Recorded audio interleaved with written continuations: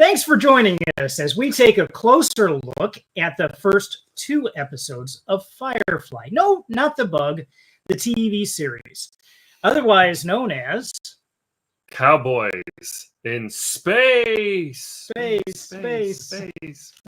Yes, it is. Space. How do you mix those two? So my name is John Newton, science fiction author, and I'm joined by Ryan Schultz. You want to say something about yourself? Absolutely. I have known John for a number of years here.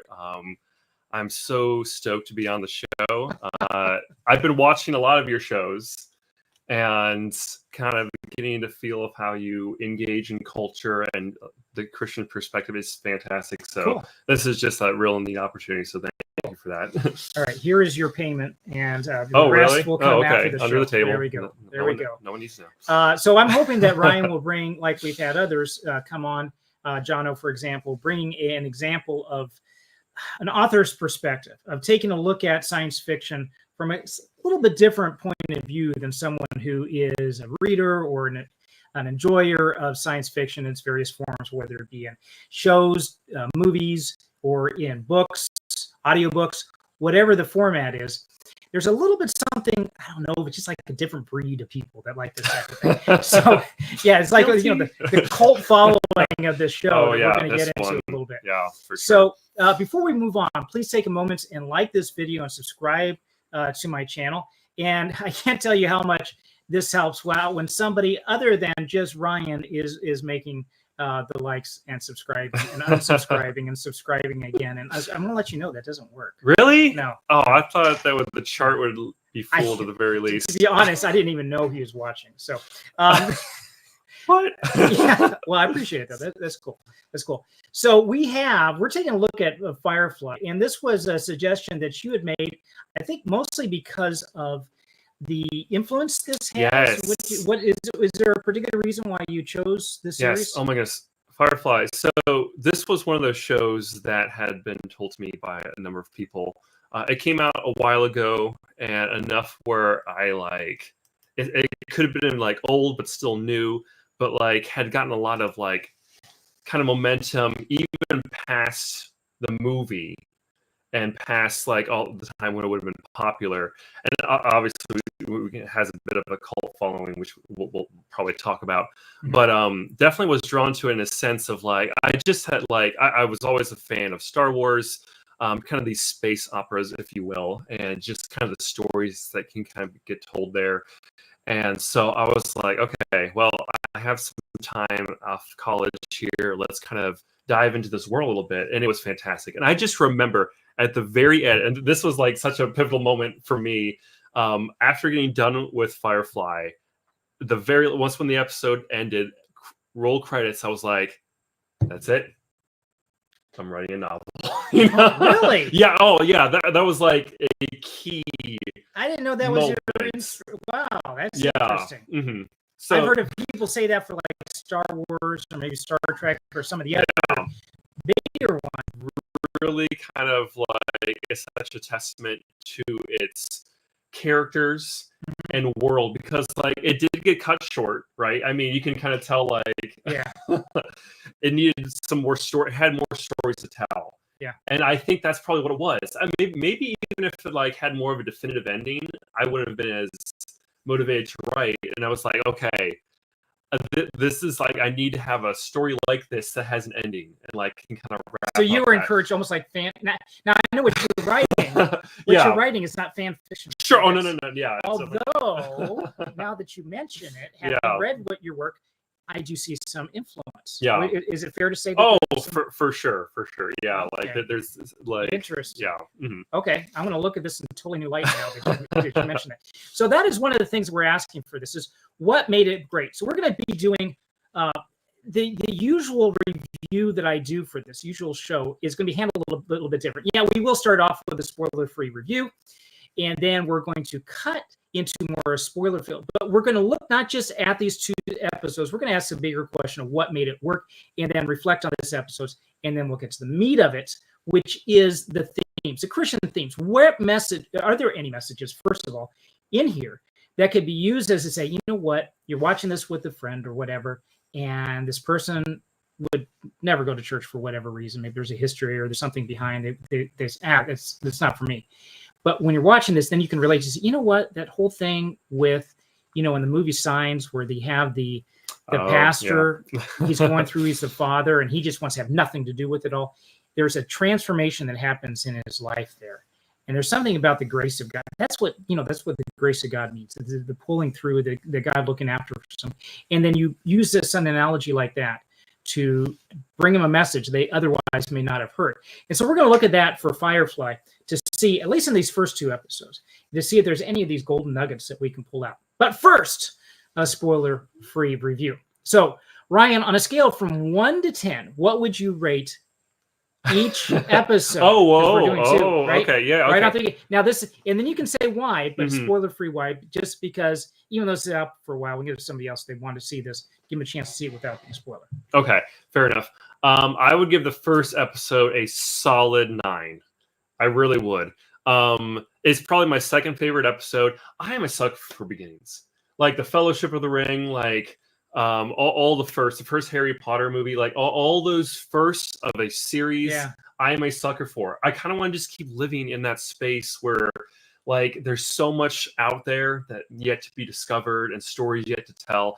And I think this first episode really does it for me. Okay. Really got me hooked. I can see that. I would say, well, go ahead and say the second one, then I'll put my tune, because I don't want anything I say to influence what you probably won't, because you already locked it in. But what would you say is? The second one was great as well. I would do between like a 7.5 to an 8.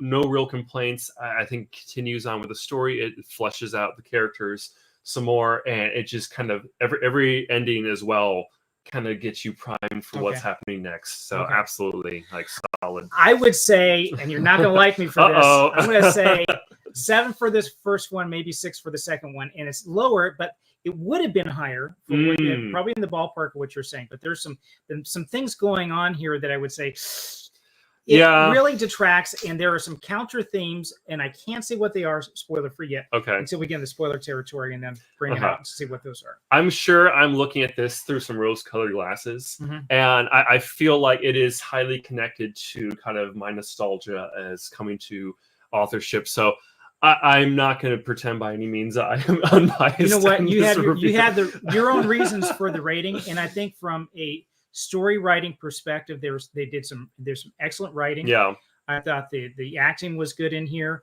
You don't have to do the special effects. Yeah, it's a TV series, and it's also fairly aged now. You're not going to have the best. It doesn't matter. The humor and the story, the plot, all that, I think, helps carry that through. So that's really the point. Yeah. So I don't know. Would you agree with that? No, I agree. And like even going back and just rewatching it, like there was some stuff where I was like, oh yeah, I forgot about that. Yeah, interesting. Like, but then like I almost like immediately kind of like, no, it's fine. I like kind of like put it aside a little bit and just kind of like, again, just kind of zeroed in on kind of what I thought was great about this show. So we're going to take a quick look at the cast and then get into the spoiler section. But before we do, so we got some stuff on the chat here. I want to bring this out. So we've got Gabe, who said, I loved this show. I'm not sure if he actually means loved. He's got it all caps, so I don't know if that qualifies. That means love. Yeah, love is love. So no, don't go there. We're going there. And okay, so then hide him. Sorry, that was for him.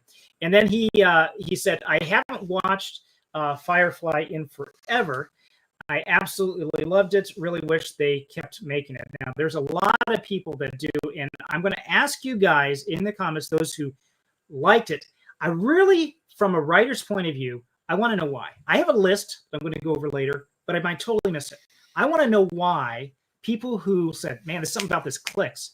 What clicked for you? And then if what didn't click, said, it totally sucked, man. My character was ugly. So Tyler Carnes. Am I pronouncing his name right? This is somebody and I think I've corresponded to in the past. Yes. Greetings from Pittsburgh. It's good to see you. See you, brother. And am I the only one who hears clicking? God willing. All right, we're gonna move along with whatever microphone we currently have installed. because we have the blessings of Gabriel himself. So the main cast, we're going to take a quick look at who was involved in this, and I believe this is one of the things that made this work.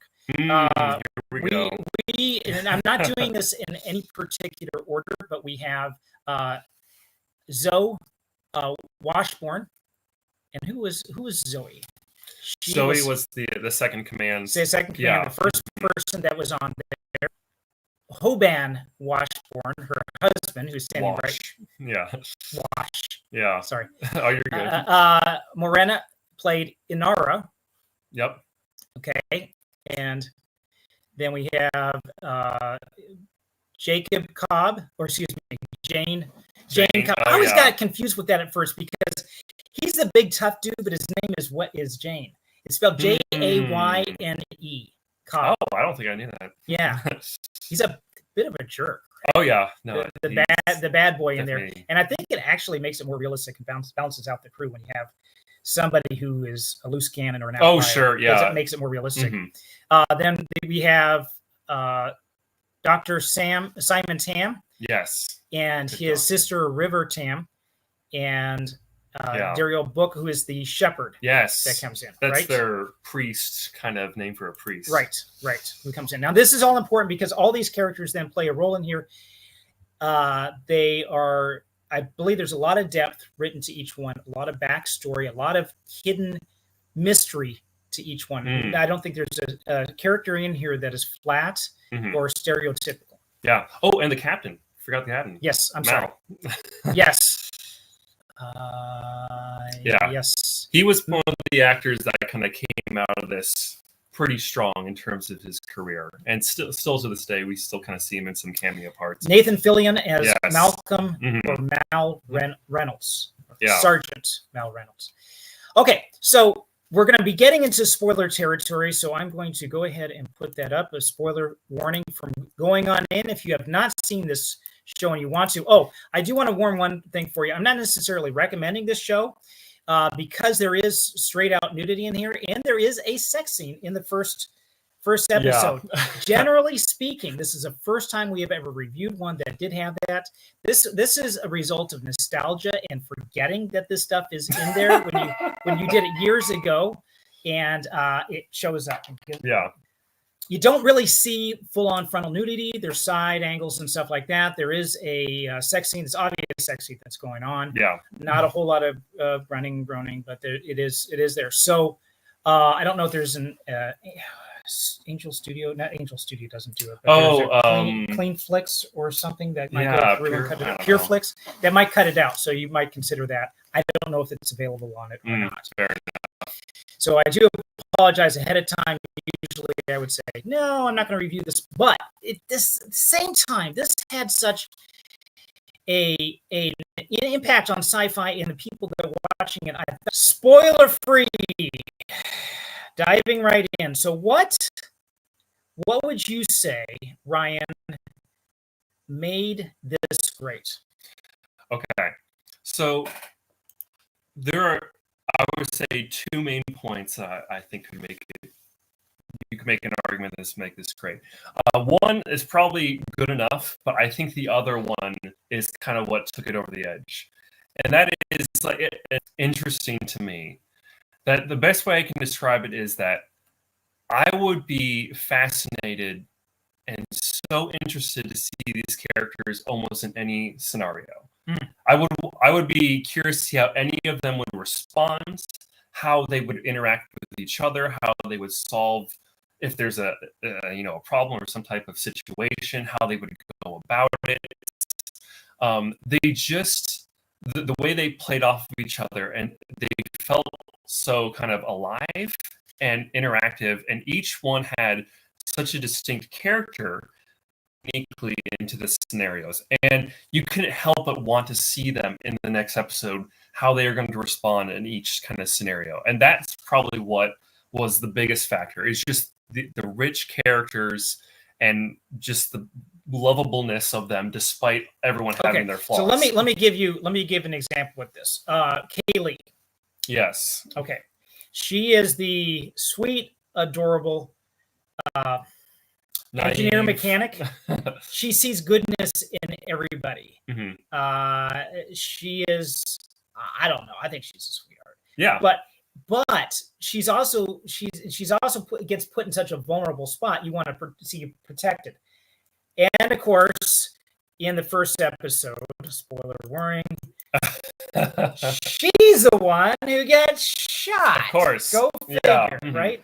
And so, in talking about how the characters interact, when somebody shoots her, who do you expect to be the first one to react and get after the guy who shot her? Yeah, you expect the big tough guy to jump in, right? Jane, yeah, to say, hey, and he's a jerk. He says, let me kill him. I want to kill him. Yeah, I just want to, smear his body around. That's what I do. That's my job. You pay me for it, right? So no, dude, hold back. And then stands in front of him is the shepherd or the preacher, the priest, who says, no, you're not going to basically go over my dead body. And Jane's like, oh, okay. And then they have that tension going on. Right. But also the crazy part, the shepherd was the one that initially intervened and took out the shooter, right? Yes. Which you wouldn't expect as well. So there's this subversion of expectation. And immediately makes you think like, okay, what is this, preacher guy have going on that he's able to have some hand-in-hand? Him, like the three of them going over there. And then you had Kaylee down over here.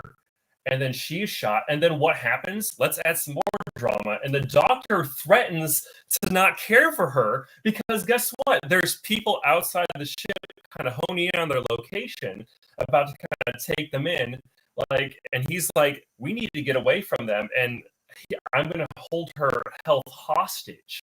So then you have all these overlapping kind of tensions and drama that played out so well, and I felt like I could follow each kind of enough, and they edited it in such a way that it didn't take away from there wasn't too much going on. It was great. So I think you're right. I think that okay. So you haven't got to the second one yet. I'm curious to see what your second reasoning is, but your first reasoning is the character depth, the balance of characters, and the interaction, the particular chemistry going on between each of the individual characters. That is very difficult to get. I would say that there are two science fiction shows to come to my mind immediately, and I'll put this out to the chat. I'm going to check the chat here in a minute to see what you guys have to say.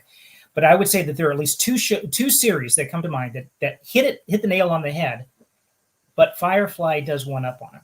The two series are the original Star Trek Next Generation. Okay. The original Star Trek series where you have Spock, McCoy, and Kirk, right? Whatever the deal is with Stoic Stock and you green-blooded little, the doctor and you've got to see. Yeah. Those guys, they work together. Yeah. And I don't think it was necessarily done on purpose. I think it just happened. It happened to be the right blend. Sure. I think it was by accident.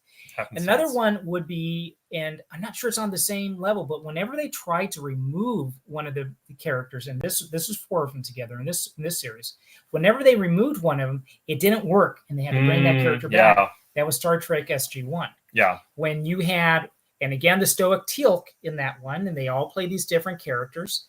Sort of like what was in Star Trek. I don't know, they tried to fashion it after that.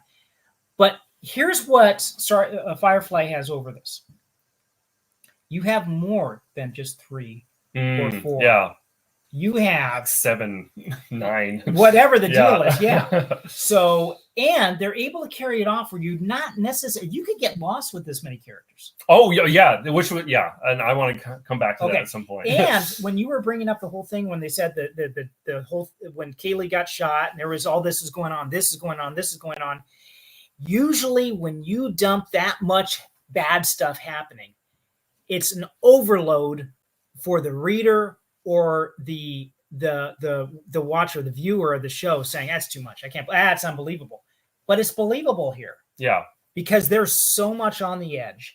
They're on the edge of of civilization, and they're on the edge of the law. So they're just begging this stuff to happen, basically, to them, right? Absolutely.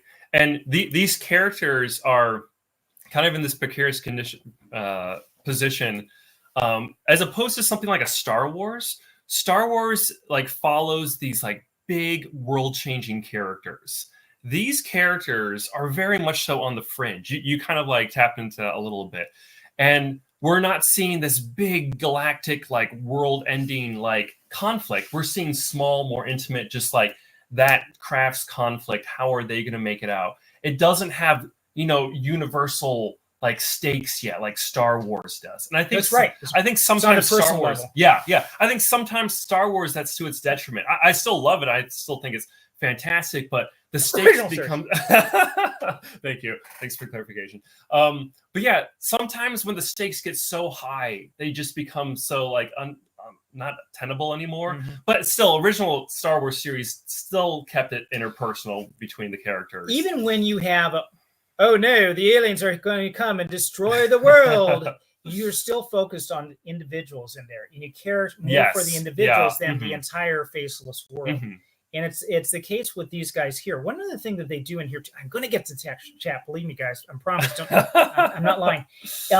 One of the other things they do here is when they focus on these characters, there's something about the Alliance that's going on, and something bad about the Alliance, but they never, I don't know if they ever really say what is bad about the Alliance. Sure. Yeah. No, yeah. It doesn't matter. Never. It's just that these guys are rebellion. Mm-hmm. And maybe they're rebelling for a bad reason. Maybe the Alliance is really not that bad, and these guys are bad outlaws, but you're still rooting for them because you're focused on them. Yeah.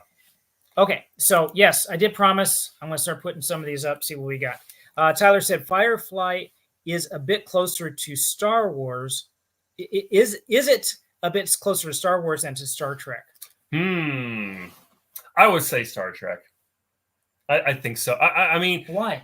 Well, I think it's episodic, and Star Trek is episodic. It is episodic. I also think that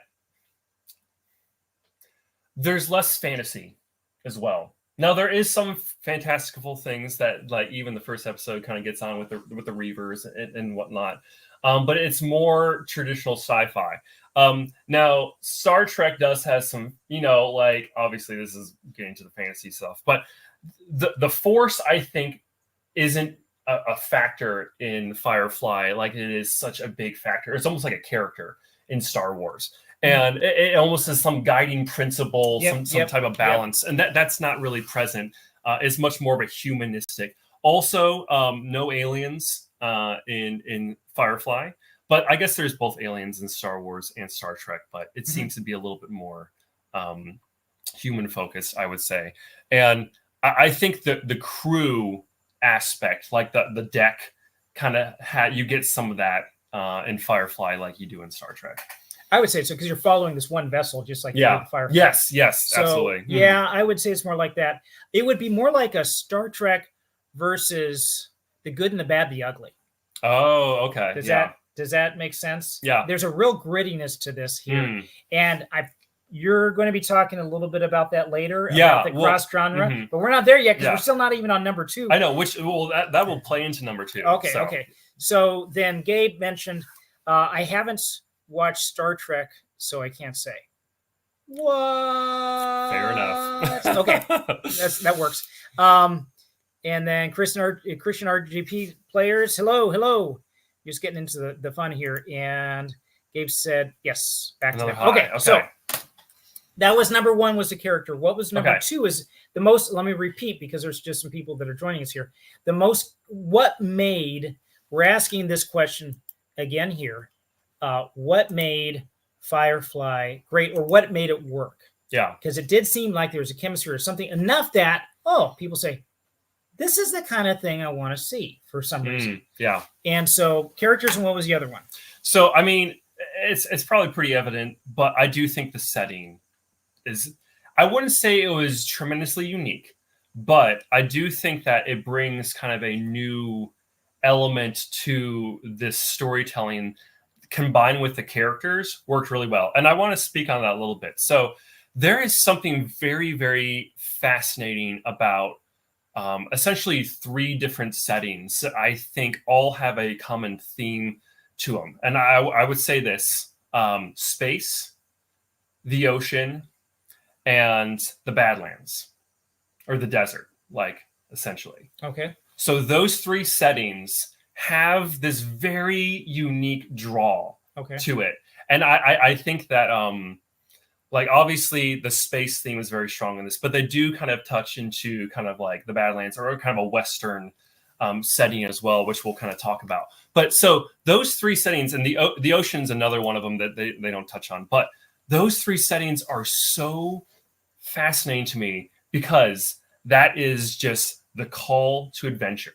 There is uncharted territory out there in all three of those settings. The Wild West, like it was wild for a reason, right? Like right. people were going out. They didn't know what was out there. Right. There was unclaimed territory. There was unknown threats. Yep. The ocean, think of pirates. Like, oh my gosh, the stories and adventures that happen in pirate stories. Just fascinating. There's so much, like that large, that like borderless water and with like islands and threats on the horizon. Like so many stories can be told there. Space, same thing. It's like the final frontier, in Star Trek. Those three, and I'm guessing there's probably some other settings that kind of play into that, but just this kind of vast unknown. I think it's so fascinating and just ripe with stories. Okay. Like anything could happen out there. And it really works with episodic things as well, which is why Star Trek was so successful, because like you don't know what this next planet's going to hold. You know what's okay? So the cross genre they have with this, and you're saying the cross genre works because you're mixing two of these together. Sure. Two of these mm-hmm. The cross genre is it's a sci-fi space story, and it's also Western. So this is a sci-fi Western, almost a subgenre in itself. Sure. Yeah. It does this. And so it crosses those two and asks the question of how do we approach the frontier? It is rough in two ways. Space is unforgiving and people are unforgiving. Sure. On this outer edge, mm-hmm. the outer rim or whatever. So now with that comes the backstory that you don't really know. Okay, so let me set up a little bit with the first episode. What happens with the first episode is that you set up two of the main characters that are in here. You set up Zoe and the captain or the sergeant. Mal. You set them both up to say what they're, because they're working. They're soldiers in the resistance against the Alliance. Sure. Right. Yeah. Mm-hmm. And the Alliance is just as massive. They're the underdogs, and they play the underdogs through the rest of the story. Okay, we'll get back to the underdog part. So this is something that works. It builds up those characters. It shows them how tough they are. They're able to take it. They're leaders, getting in there, getting out there, getting done. Mm-hmm. And then you see Wes 6 years later or something, and now they're scavengers. And sad because their position has changed. They were at this leadership position. Now they're just scraping to get by. What's interesting about that transition is it shows how their crew works together so well. They're oiled together. Boom, boom, boom. Get this. Yeah. They're coming in. Again, they know what to do. It's like they've done this 100 times, and everybody plays his or her role, and we're in there. Yeah. We're good. It's not always clean and tidy, but... That's the other thing. So the other thing is that even though they're practiced, they work well together under pressure when they're following the script. But when they're not following the script, they're often at each other's throats because that's where the character part comes in. They have cross purposes. Sure. Yeah. Correct? Yeah, absolutely. So if like in any good story, there's conflict. And when conflicts arises, you want to know how these characters are going to duke it out. Everyone has their own kind of philosophy or objective even. I think the Doctor in the first episode was a great addition to an alternative objective of a character. Mm-hmm. And why in the heck would a captain welcome this person onto the crew when he clearly has like objective of his own and wants to stay under the radar? And like what a risk it is to bring this brother and sister onto the ship when they know they're known fugitives, and it really backfires on them throughout the series. Like they are almost under constant threat because of these guys. So like, what is going on there that they would accept? And introducing the sister in the beginning that you don't know. Yeah. At first, it's like this doctor has this cargo. He's like probably got some gold. Is it gold? Is it drugs? Sure. Mm-hmm. Is it whatever? He throws open the lid, looks inside. And it's a young woman who's naked in a fetal position, and it looks like all this fog is coming out. What is this? Cryosleep. You pervert. Yeah. You know, he's selling her on the open market and all this kind of tension going on. It's his sister who he's rescued and trying to get out. And then there's all the backstory that's going there. So you just do this 150 from this bad guy being this like creep to you know, a hero. Yeah. Right. Absolutely. And like, and they do a little bit of an info dump there after that. I don't know if you probably noticed that, but like they did it so well because like you already have the existing tension and these relationships between the two of them, and the craziness of a girl in a crate and cryo.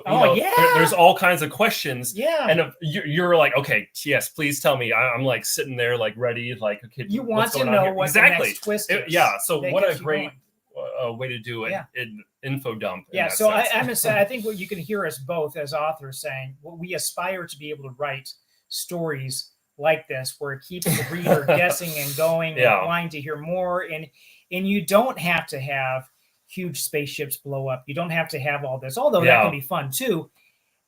There's other ways to write a story that are compelling and deep, and then asking the deeper questions below that in the story, which we'll be getting to as well. I'm going to turn over to the chat. Looks like we got a lot going on here, so I want to do this again. It says, amazing examples on how to build great characters.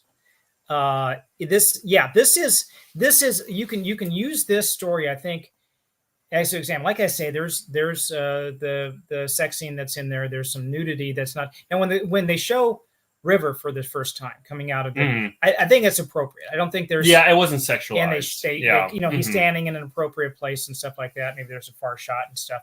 But it's appropriate because of the condition that she's in. It shows her vulnerability and everything like that too. So I think that would be. Yeah, I do think, and we don't have to talk about it for too long, but early 2000s, like they just had a thing how they marketed movies and shows. That's true. That was just very frustrating. Like I'm not a huge fan of like modern cinema in many ways, but like at least we kind of got over some of this like, ooh, let's throw some like steamy scenes in there. And even like the trailer, like to this, you can clearly see they're trying to sell the sex. And it was just that was early 2000s for you. Like I agree with you. It was just really unnecessary in some cases. Like, and then in that case, I think it was fine. But of course, they would put that in the trailer and like, hey, come watch. Ooh, there's this. What's the story here? Are you going to see more? Like, and so like, if only this came out long enough where we can kind of get over that whole like, hey, let's sell, blatantly sell sex stuff,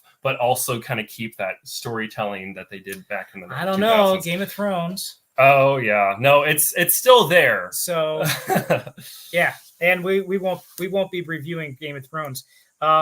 He also mentions so characters with solid arcs and plot hooks and backstories getting bled into the main story. Yeah, and it doesn't necessarily need to overshadow that. Sure. The plot, it amplifies, it feeds into it, and it's done at just the right moment. I think there's the right balance. The characters drive that plot so well; they really do. Okay, so those were what you were saying. Just review real quick what you were saying, what you think were great, and I'm looking for you guys in the chat to tell me, and maybe you just did RPG, Christian RPG. I wish you had a simpler name, Christian RPG gamers. If that was your response to it, to say that yes, these great characters with this stuff was what brought people to like this, that would be your vote. I want to hear what other people would say, what they thought made this a great show. So I would agree with you. I have 5 things that I brought out that I think that might be good. Some of them might be a little bit on the weaker side, so I'm willing to debate this. First was number 1, the characters, and we don't need to talk about those again. We already did.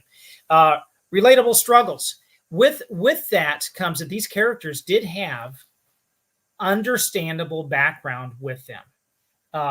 Like the doctor, he comes in, his struggle, he was a genius. He got put in, he graduated early with honors, and he had all these high accolades. And he says, and then there's my sister next to her. I'm a dummy. I'm and she was so intelligent, so smart. She went for this, and the government basically did these experiments. Right. And then put her in this position that basically warped her mind. And now he's trying to rescue her from that and get her restored. So he's got his story. We got to find out what makes the captain such a freaking flipping jerk, because underneath he's really a nice guy. Well, there's lots of like moments of like his, where his moral compass lies. But yeah, for the most part, it's this exterior jerkness. Where that moral compass lies. I have a quote here that I want to share. This is a quote from the captain. This is the ambassador, the prostitute says, "We're all lost in the woods, even the captain. The only difference is he likes it that way." And he walks in just kind of unobserved and says, "No, the only difference is the woods are the only place I can see a clear path." And I think that pretty much sums him up. He had a number of lines. Yeah. Another thing that I think here makes this work is the witty and engaging writing. And we're talking about this. This is Josh Whedon's touch. Now, what other stories did Josh Whedon turn? I'm not going to say, but there are other movies that Josh Whedon has come out, and he's well known for this. This is one of them. And the big question is, why didn't they do more? If it worked so well, why was there only one season? There is the third one is the same reason that you gave about being a blend of genres. Fourth is the themes of freedom and rebellion. That they are the underdog. They're breaking out, and you usually like to root for the underdog. Sure. You're not really given a reason why the alliance is bad or why they're being chased down, but still you want to root for these guys. I would say, is that true? that we want to root for the underdog? And then if so, why? Typically, well, I think that they're underdog in a sense that, there's like the kind of the stereotypical like oppressive government, like they don't have time for people. And I think that is a factor. But then I think that you see their character come out on some of these jobs, and even especially on the second one, that's very evident that like their compass kind of gets revealed to a degree. A little bit in the first one, but more so in the second one. We see that there is a good-hearted nature about this crew, and so like they're underdogs, and they have like a heart of gold underneath the kind of crusty exterior. Yep. Like that's just a winner. That's a recipe for lovability. I would agree with you. The final thing was passionate fan base. That there's so many people that wanted this as you grow up. I mean, this I don't know, just people wanting to see more. That happened, I believe, with Star Trek. They were able to do more because of a fan uprising. Was that Star Trek? Really? Yeah, I think the original series, if I remember correctly, they were going to. It may have been Star Trek. If not, there was another one series that I'm thinking about. Maybe somebody can correct me on that. But it never happened with Firefly. It never came out with the season 2. But it did come out with a movie. Serenity. We may review that on another time, sure, depending on how things go. So checking the chats real quick. I think you have somebody here. Hi, Drake. Okay. Christian RBPG Gamer said, also the synergy between the actors and actresses as they worked well with each other and everyone, they got along. Yeah. So you're talking about the actual acting crew. Sure. Yeah. Right? Which is a factor people don't think about very often. That bleeds over, doesn't it? Oh, yes. For sure. Like, I can't tell you, I feel like there's been so many movies where I've been frustrated with like, man, like, is the writing off? Like, is it the story? Like, what is it? Who they casted? Mm-hmm. And I think down the line, I find out that there was just something in production that like went awry, and I feel like that's becoming more and more common. Like, just the sets on like these movies in Hollywood are just so tense anymore. From what it sounds like, there's so many people trying to get their finger on it, and so many boards trying to make decisions. And drama, Ultima, they probably could have like done a whole movie just on the drama behind, more drama than the actual movie sometimes. And so I think so. I think that the characters genuinely getting along with each other. So I'm going to date myself a little bit here. The original Battlestar Galactica. Yes. Okay. Original. Okay. The original Battlestar Galactica. Captain Amidala. Thank you. was played by Lauren Green, who was also the father in Bonanza and another. He's a beloved actor. And when he was on set with the other actors, he would have them all. He was like a grandfather to everybody, bringing everybody together, and they were laughing and having a good time. And then, it was time to film. That mood carried through with the rest of it, and it made it look like that crew was cohesive. I've heard that with some other films too. That was an interesting part. So synergy together. Sorry, indeed, very okay. So whoops, that just flipped on me. We have a very anti-government and anti-war sentiment behind it. I think that's part of what it was, because the government was experimenting on River, right?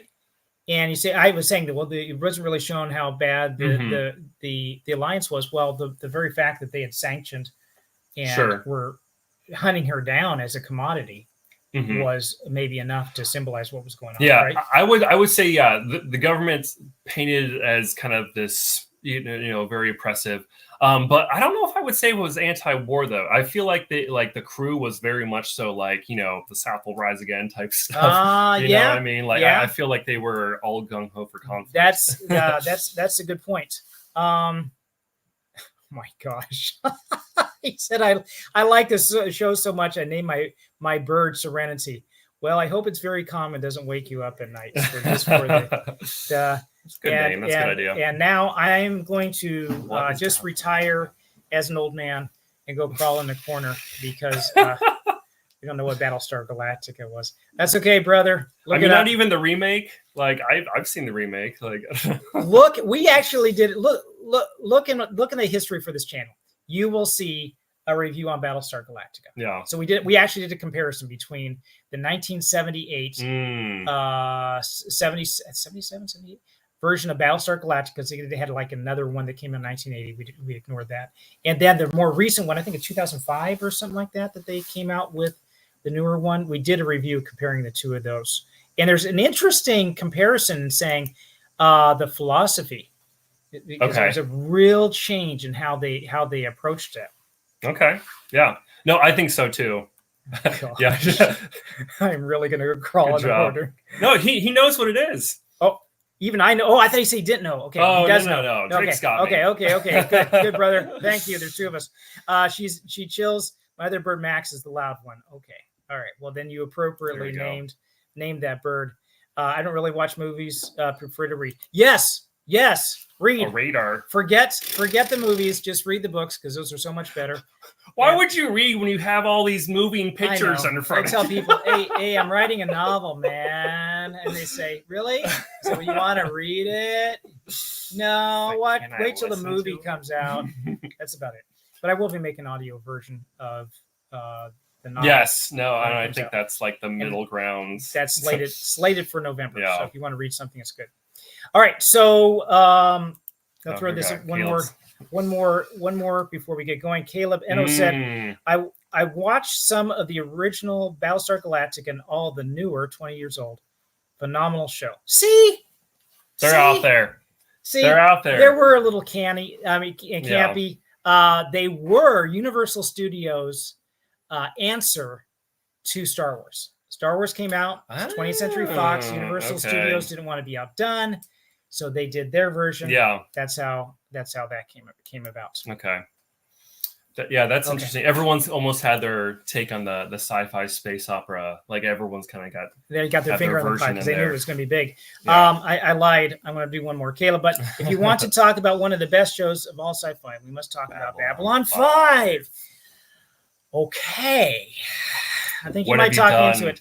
We've done Star Trek Next Generation, Voyager, the original series Star Trek. We have not touched on any of the real Star Wars yet. We did do Stargate SG-1. Oh, okay. That's right. We did not do Atlantis, or what was the other one that came out? Wasn't another Stargate? There was another Stargate. It was that must be darker, grittier. It was on a traveling Stargate that went out. It was very different. But we didn't do that one. Okay, So I would say that those are what it is. Now I want to get to the thematic review. This is the best part of the review, and we save it for last. We ask, are there any Christian themes in this movie that we can use to deliver a message of instruction or hope to a dying world? Just like Jesus used parables, everyday examples that people could relate to, we would use maybe examples that people can relate to based on some of our modern mythology, which would be seen in movies. So are there some standout themes for episode 1 and 2? Ryan, what would you say? Okay, so I think there's one pretty obvious one.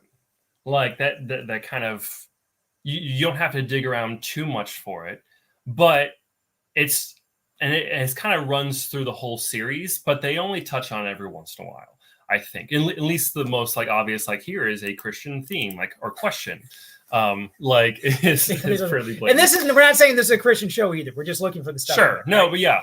So I'm sure you remember like the big opening scene. He's in a battle. He's like trying to like win the war and lead the people. Yep. And there's kind of a big question as to like what he wants to do in terms, like how is he going to be able to move forward?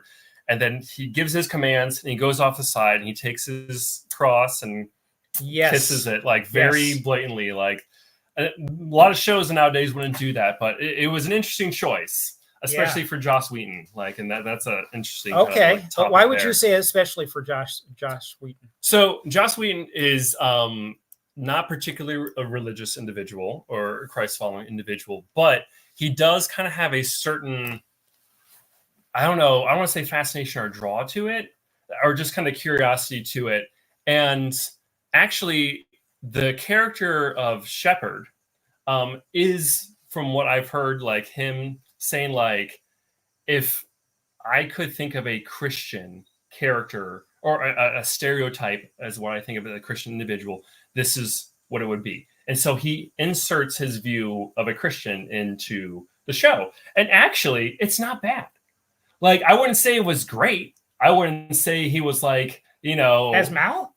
No. A shepherd. Oh, a shepherd. Oh, I see what you're saying. Yes. Wow. Yes. He did that on purpose? Yeah, he did. Like he talked about that in an interview. Like this is his like I didn't know that trope of a Christian individual, and Shepard is that person.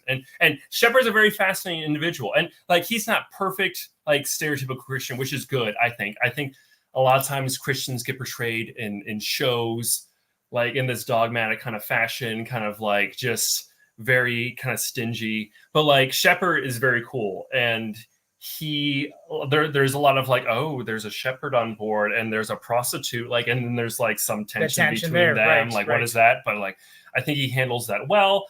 There's some tension between him and Mal, because guess what happens after like he kisses his little cross? The battle's lost, right? And here's what's interesting to me. Here we go. Here we go.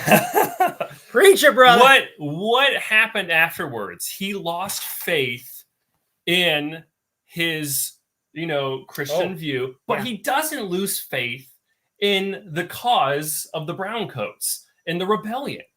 Like, but it was the rebellion that was lost. Like, but then he's like attributing the loss to God, I suppose. Like, it's never really clear, which is fine, and I'm okay with that. I mean, I wouldn't mind a little bit more. It'd be nice if there was a redemption arc with that. Sure, and there could have been if there was more shows. Right. But Joss, we don't know. Like, I doubt that he would actually write it that way. Yeah. Well, he wasn't the writer, but he did direct it. So Yes. maybe the writer could have because she was really great with this dialogue and the character. I mean, so I would not have put it past them to do that. So let me I want to put this up here. You're talking about Shepard. He's the guy on the lower right hand side, right next to the ship, because it's a Firefly ship. Yes. Right. Shepard Books. Yeah, Shepard Books. Yep. Okay. Shepard is the title, and above, on the opposite side, is the ambassador.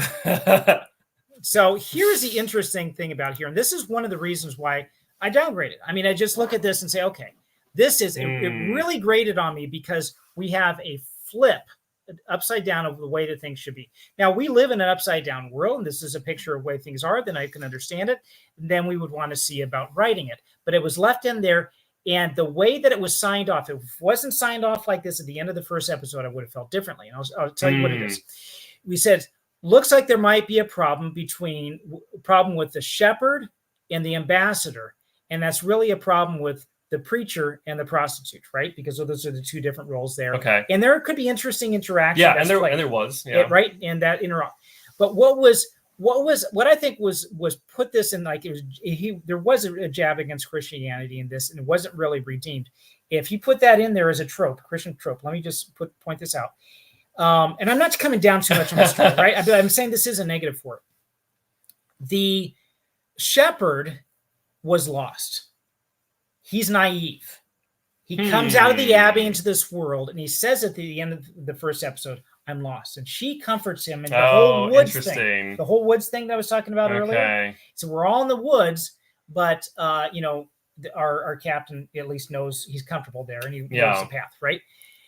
So she comforts him, and he is down because she has done something here, and he's basically in a prone position. She's in a higher position above him, kind of like, and she is comforting him. Now, I'm not saying that we cannot be comforted by unbelievers. Space prostitutes.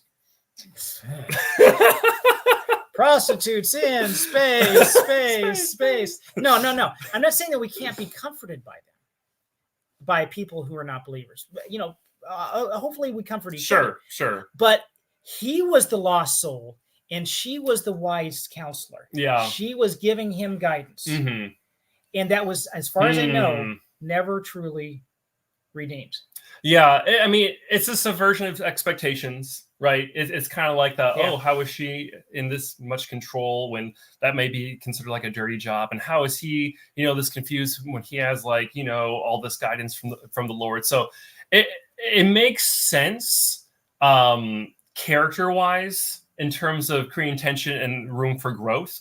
But in terms of just like a Christian kind of story-wise, I do think that. So the message, and this is where I understand writing techniques, subverting expectations, but the message that we're left with is even the best Christians are lost. Sure. Even the worst, so-called worst sinners could still somehow really have a light, and they can be a guidance. Mm-hmm. And in this, she's guiding him. If this is a one-off, okay, but this is the message we're left with.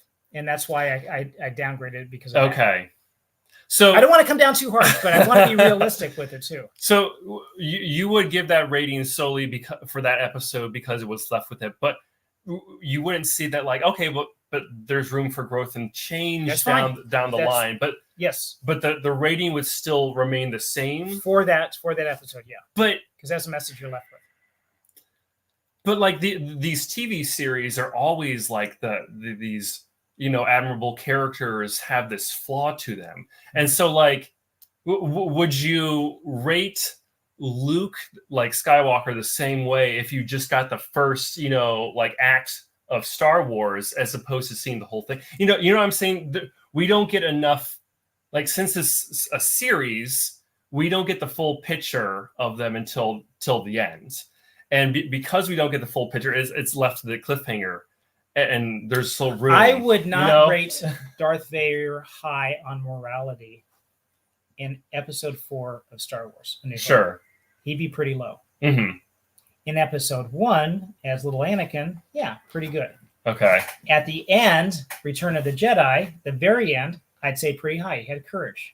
Through his boss. How many people have the courage to throw their boss over a balcony? Well, getting zapped by lightning. Zapped too. Yeah, that's another factor. So that's what I say. I'm going to check this, and we'll go back to the themes here in a second. We've got in Firefly, a lot of characters are trying to make up for their past mistakes. Good points. Mm-hmm. Good points. And you from Caleb, you said Stargate is great, but it can't be a time. Lots of fun, especially if you grew up with the original movie. The original movie was almost like I would say it wasn't a horror, but there was some pretty edge of your seat moments okay. in the where they landed originally, and in the pyramid base, and you've got these going around. You have no idea what's happening. It was really good. The Gould have changed over time. I would agree with you. And the Gabe said Mal deals with losing his faith and trust in people after the war. To me, his story is largely about finding redemption and maybe believing in something bigger than himself again. Okay, so talking about Christian themes, I think Gabe, you hit one right there. I think that is, a redemption arc, a possibility for redemption. Because if you're watching that with somebody, they're probably pulling for him. Yeah. Right. And you can say, man, it's just like, he's just right there, just right on the edge. Don't you want him to? And you say, yeah, I want him to. Okay. Well, in this case, which is interesting, like if he starts believing in people again, that's still not Christ. Right. And it's almost a disservice to a degree that he was a Christian at first. And then if he starts believing in something again, it's like he put his faith in Christ, he put his faith in the war, and now those were shattered to a degree. Specifically Christ. The war still seems, and especially in the second episode, he picks out different people and like still we're gonna rise again. So the faith is still there. So he still believes in something. But if he's going to be believing in something again, it's probably going to be people. And it's not going to be Christ. I mean, I don't know. We don't know what the writers would have done had the series kind of kept going. But my guess is it wasn't going to be Christ. I think you're probably right. And so it's a shame in that regards. I'd almost rather have left Christ out of the picture, because then it wouldn't have been contrary to something that had like a deeper foundation. So you have that one scene in there where they're all gathered around the table. They've got their passengers the first time. And Shepherd boldly says, the preacher boldly says, mind if I say grace? And Mal says, not if you don't say it out loud. Yeah. And there's this awkward pause. It's like everybody's like, okay.